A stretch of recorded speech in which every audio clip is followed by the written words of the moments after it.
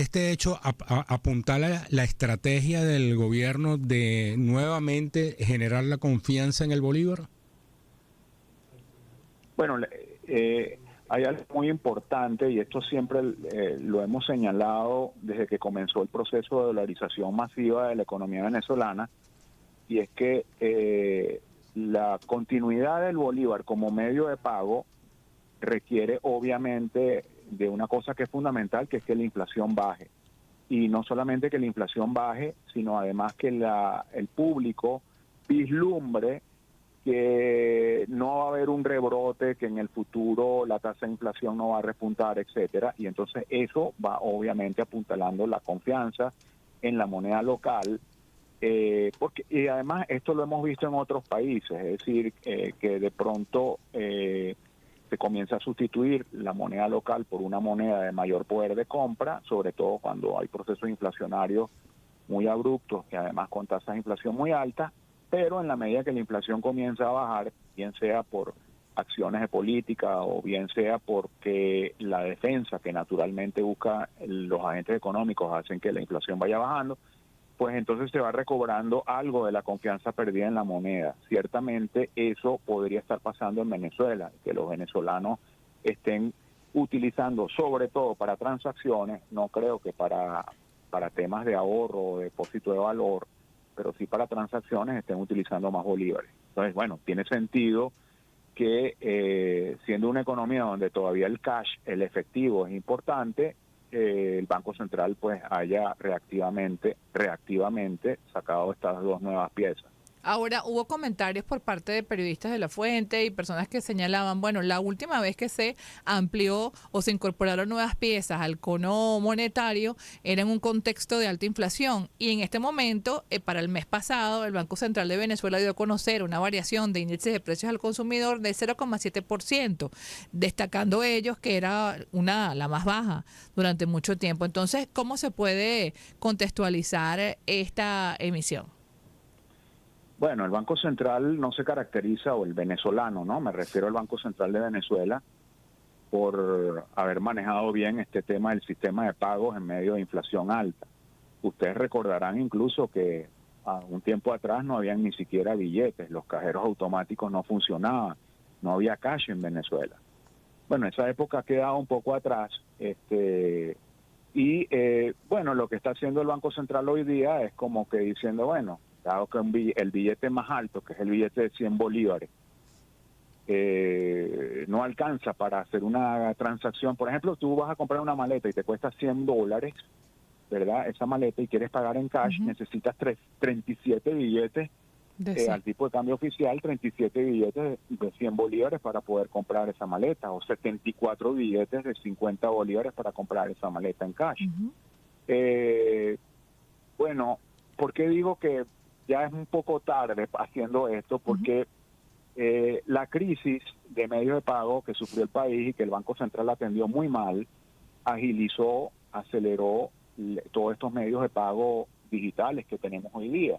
Entonces es muy raro que alguien salga a comprar una maleta hoy día por $100 utilizando el efectivo, porque hay una pasarela de pagos y botones de pagos que se han desarrollado a partir de esta transformación digital de los medios de pago, en donde ya el ciudadano se ha acostumbrado pues a usar todas estas cosas, que si pago móvil, el punto ya de Banco de Venezuela, el sistema biopago del Banco de Venezuela, o otras plataformas como Instapago, Megasoft. Hay un menú increíble de medios de pago digitales que, bueno, ya no hacen necesario estas transacciones en efectivo en grandes volúmenes. Entonces el venezolano, para pagar algo que cueste $50, $100, prefiere utilizar estos medios de pago digitales.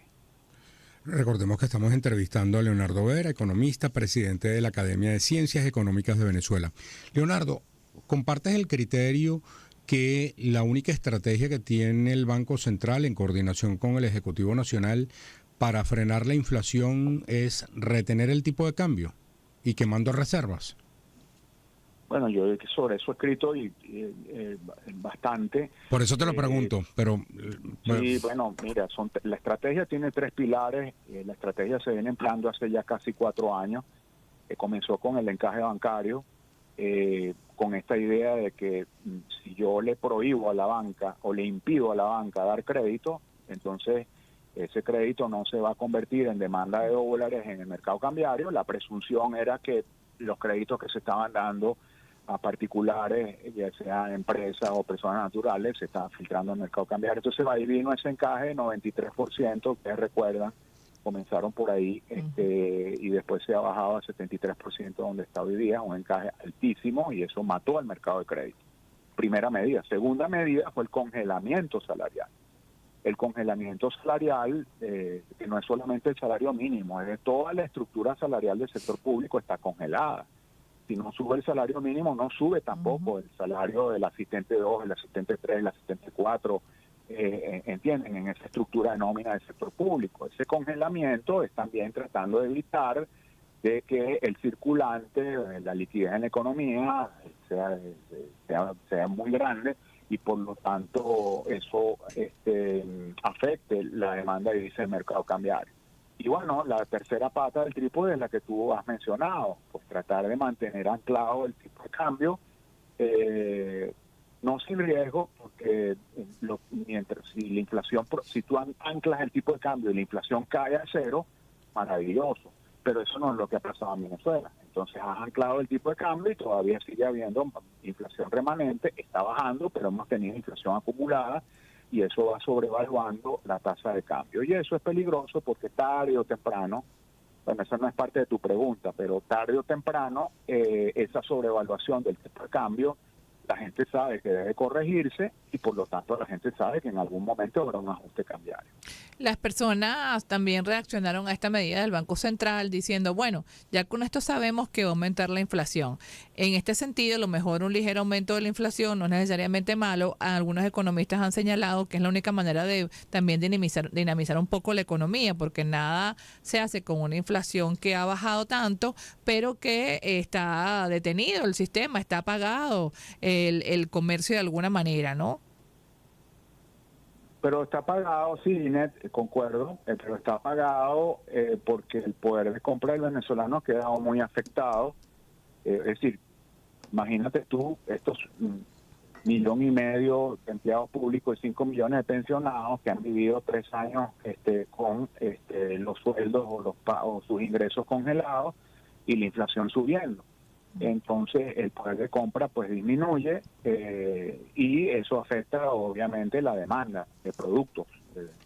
Todo el espectro sectorial pues afecta enormemente la demanda. Entonces, sí, uno de los problemas que tenemos es la falta de poder de compra. Pues de hecho, creo que ustedes estaban mencionando que iban a hablar sobre el desempeño del sector industrial en el próximo segmento, y bueno, ustedes vieron ya la segunda encuesta que salió este año de coyuntura industrial y ahí se muestra que uno de los graves problemas que tiene el sector industrial es la falta de demanda, a pesar de que tuvo un segundo trimestre bastante vigoroso. Sin embargo, ellos dicen, bueno, el desorden tributario, la enorme carga que eso representa, y el segundo, si mal no recuerdo, es el tema del poder de compra, la capacidad de compra, la demanda. Mientras no haya un despegar de la demanda en Venezuela, pues es muy difícil ver más actividad económica. Es Leonardo Vera, presidente de la Academia de Ciencias Económicas. Leonardo, ¿qué peso le asignas tú dentro del control de la inflación y el control del tipo de cambio a lo que se ha llamado el efecto Chevron? Bueno, eso es muy importante, Andrés, porque es un tema que tú manejas bien también, ustedes manejan bien, porque gran parte del incremento o del poco incremento que hemos tenido en los ingresos fiscales de origen petrolero provienen este mejoramiento en la operación de Chevron en Venezuela.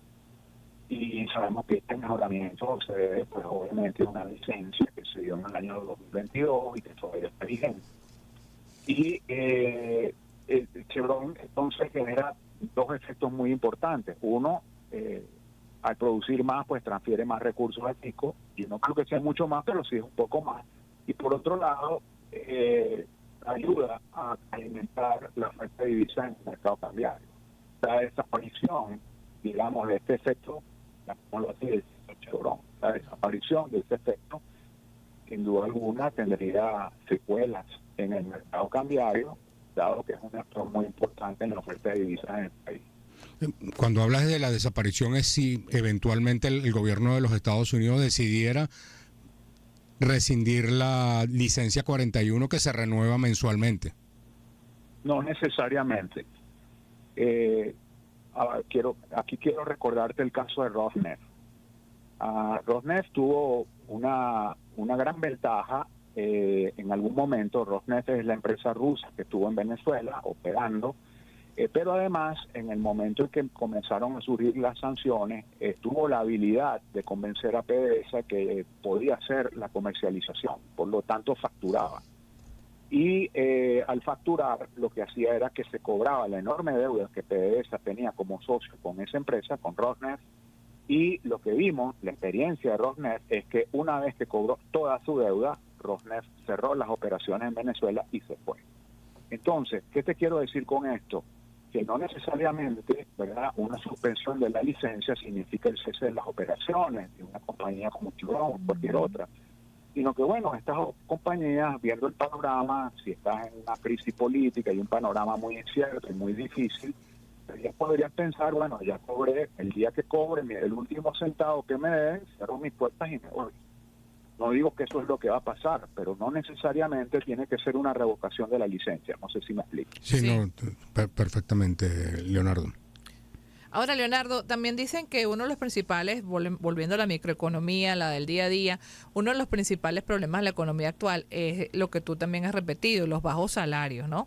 Pero que no se ve como mayor perspectiva de que puedan incrementarse de manera sustancial porque, ¿cómo se haría, no? ¿Habría manera de hacer esto? Es muy importante recuperar la actividad económica para que se recupere el ingreso salarial. Las unidades productivas no pueden pagar mucho mejor a sus trabajadores, aún queriéndolo hacer, sobre todo en el contexto venezolano, donde es tan difícil encontrar mano de obra capacitada, si no ven una mejora en las ventas y no ven una mejora en los ingresos. Entonces, generalmente, el salario se comporta, la expresión que usamos técnicamente los economistas, procíclicamente. Quiere decir que cuando el ciclo es bueno, es decir, cuando hay muchas ventas, la actividad económica mejora, etcétera, los salarios tienden a mejorar y viceversa. Cuando la actividad económica comienza a contraerse, pues vemos más bien que los salarios pueden mantenerse más bien constantes, incluso en algunos sectores podrían bajar. Entonces es fundamental pensar en Venezuela cuáles son los factores que ayudarían a reanimar la actividad económica. Si es un tema de inversión privada, si es un tema de inversión pública, si es un tema de consumo público, de consumo privado, de inversión extranjera internacional. Es decir, nosotros tenemos que comenzar a pensar en fuentes, palancas de reactivación económica a mediano y largo plazo para Venezuela, para que efectivamente podamos ver una mejora sustancial en el tema salarial. La hemos visto. En los últimos 2 años y medio los salarios en el sector privado han ido mejorando gradualmente. Y es porque la actividad económica también ha ido mejorando gradualmente. Pero nosotros necesitamos sostener este proceso por muchos años, porque todavía el gap, la brecha salarial con nuestros pares de la región es muy grande. Estamos pagando un salario promedio que puede ser la mitad, la tercera parte del salario promedio de un país pobre en América Latina. Entonces tenemos todavía una brecha gigantesca en materia de ingresos. Mientras eso no suba, pues también vamos a tener, pues, digamos, estos niveles de pobreza que tiene el país. De hogares venezolanos, la mayoría de los hogares venezolanos están por debajo del umbral de pobreza. Nos quedan preguntas, pero las haremos más adelante. Muchísimas gracias, Leonardo. Es Leonardo Vera, presidente de la Academia de Ciencias Económicas de Venezuela. Y bueno, vamos